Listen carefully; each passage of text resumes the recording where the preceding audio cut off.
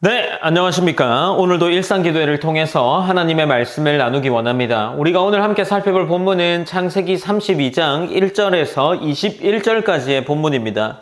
우리는 앞선 본문에서 야곱이 라반과의 오랜 갈등을 마무리하고 하나님을 증인으로 세운 사실을 함께 살펴보았습니다. 오랜 시간 얽혀있던 관계가 정리되었고 이제 야곱은 다시 하나님이 명령하신 본래의 땅으로 돌아가고자 했습니다.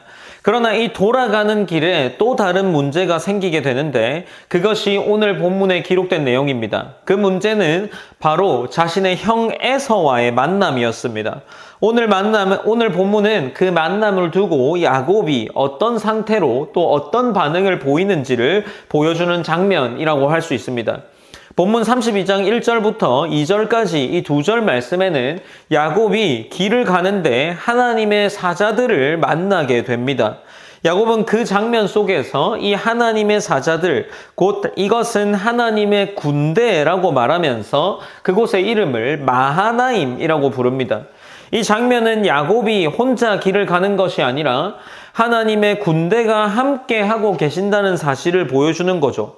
그러니 지금 이 야곱에게 보이지는 않지만 하나님이 이미 그와 함께 계신다는 것을 나타내는 장면이 될 겁니다.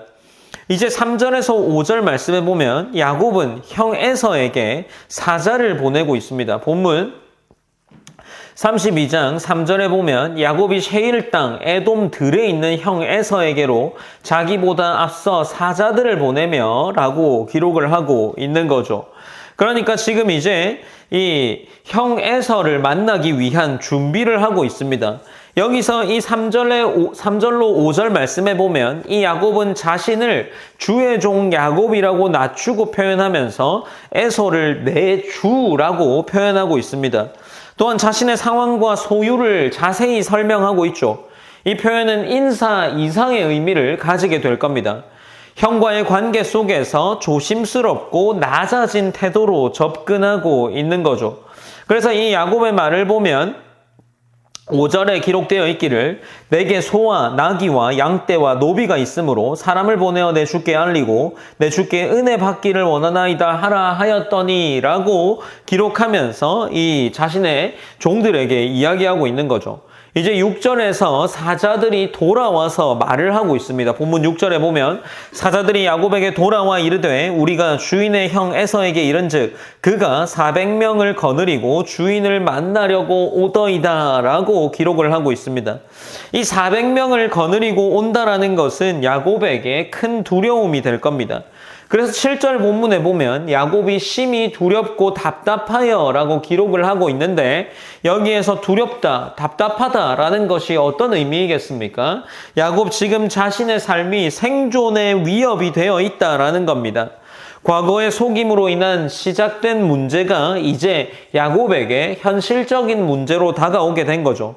그래서 이제 7절과 8절 말씀에서 야곱은 행동으로 무언가 준비하기 시작하는데 사람들과 가축을 때로 나누어서 한쪽이 공격당하면 다른 쪽이 살 수 있도록 대비하고 있는 거죠. 본문 7절에 보면 답답하다라는 기록 이후에 자기와 함께한 동행자와 양과 소와 낙타를 두 떼로 나누고 이르되 에서가 와서 한 떼를 치면 남은 한 떼는 피하리라 라고 기록을 하고 있는 겁니다. 현실적인 판단으로 야곱은 기도만 하는 것이 아니라 자신이 할 수 있는 준비들을 하고 있는 모습이 보이죠. 그리고 9절로 12절 말씀에 보면 야곱의 기도가 이어지고 있습니다. 이 기도는 창세기에 나타나는 기도 중에 중요한 기도라고 할 수 있죠. 야곱은 먼저 하나님을 아브라함의 하나님, 이삭의 하나님이라고 부르면서 언약을 기억하고 있습니다. 그리고 이렇게 이야기를 이어나가며 기록하는데 10절입니다. 나는 주께서 주의 종에게 베푸신 모든 은총과 모든 진실하심을 조금도 감당할 수 없사오나 내가 내 지팡이만 가지고 이 요단을 건넜더니 지금은 두 때나 이루었나이다. 11절입니다. 내가 주께 간구하오니 내 형의 손에서 에서의 손에서 나를 건져내옵소서. 내가 그를 두려워함은 그가 와서 나와 내 처자들을 칠과 겁이 나기 때문이니이다. 주께서 말씀하시기를 내가 반드시 내게 은혜를 베풀어 내 씨로 바다에 셀 수 없는 모래와 같이 많게 하리라 하셨나이다. 라고 기록된 기도가 있습니다.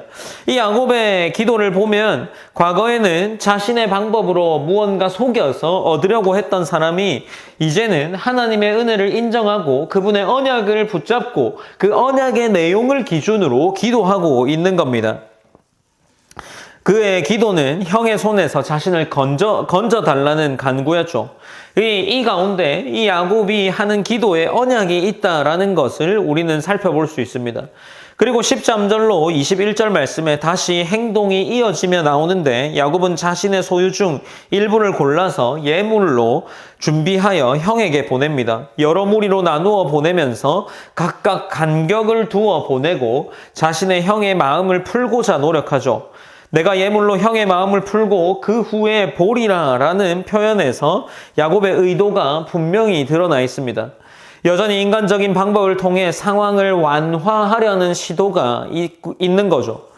본문은 이렇게 흥미로운 긴장을 보여줍니다. 한편으로 야곱은 하나님께 기도하며 약속을 붙들고 있습니다. 그러나 동시에 자신의 방법으로 문제를 해결하려는 모습도 함께 기록되어 있죠. 이 야곱에게 지금 있는 것은 기도와 계산, 그리고 믿음과 자신 나름의 대비가 동시에 존재하고 있습니다. 이것이 야곱의 현재의 모습인 거죠. 창세기 32장 1절로 21절 말씀은 믿음의 사람이 어떤 상태로 살아가는지를 분명하게 보여주고 있습니다. 물론 완전한 믿음이 아니죠. 하나님을 믿고 기도하지만 동시에 두려움 속에서 여러 가지 방법을 고민하고 있습니다. 그러나 중요한 것은 야곱이 결국 하나님께 기도하고 있다는 점이죠.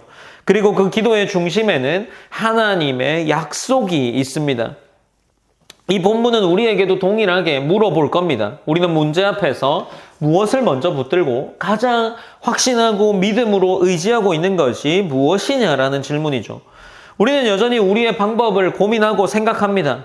그러나 이 야곱의 태도를 보면서 우리 또한 하나님께서 우리에게 주신 개인의 약속 혹은 성경에 기록된 말씀의 약속을 붙잡고 나아갈 수 있기를 붙잡고 나아갈 수 있기를 원합니다. 우리가 함께 오늘 말씀도 기억하면서 기도했으면 합니다. 우리가 함께 나누었던 말씀처럼 먼저는 두려움과 상황 속에서도 하나님의 약속을 붙들고 하나님께 먼저 나아가는 삶이 되기를 기도합시다. 그리고 두 번째로는 함께 기도할 때 이러한 기도를 했으면 좋겠는데 우리가 인간적인 방법을 준비할 수밖에 없을 수 있습니다. 그러나 이 우리의 계산과 방법 속에서도 하나님이 간섭하셔서 우리에게 하나님의 일들을 해나가시기를 기도했으면 합니다. 우리가 이러한 기도의 제목들로 기도하시고 제가 기도함으로 일상 기도회를 마무리하도록 하겠습니다. 사랑의 하나님 감사합니다. 하나님 우리가 오늘은 야곱과 에서의 만남 어떻게 진행되어져 가는지를 함께 듣고 나누었습니다. 하나님 우리가 이 말씀을 통해서 기도하는 것은 우리 또한 믿음이 연약하기에 문제 속에서 하나님을 신뢰하고 또 기도함에도 불구하고 우리 나름의 방법을 간구할 수밖에 없을 겁니다. 하나님 우리가 원하는 것은 그 간구하는 가운데 하나님이 지혜를 주시기를 원하고 또한 우리가 이러한 방법들을 간구해서 또 일로 해나갈 때에 그 일 속에서 하나님이 이 인간적인 방법임에도 불구하고 개입하셔서 하나님의 일들을 보여주시기를 간절히 기도합니다. 우리의 삶 속에서 이러한 일들이 많을 줄 압니다. 때로는 문제 앞에서 하나님을 찾지 않고 우리의 생각대로만 행동할지도 모르겠습니다.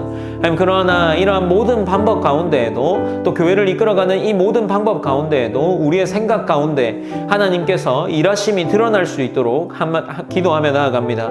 오늘 하루 가운데에도 하나님께서 함께 해주시고 우리의 방법과 하나님을 기억하지 못하는 모습 속에 있을지라도 그 속에서 하나님이 우리의 삶을 붙들어 주시고 우리 일상교회 성도들의 모든 삶을 채워주실 거라고 믿으며 나아갑니다. 모든 영광 하나님께 올려드리며 살아계신 예수님의 이름으로 기도드립니다. 아멘.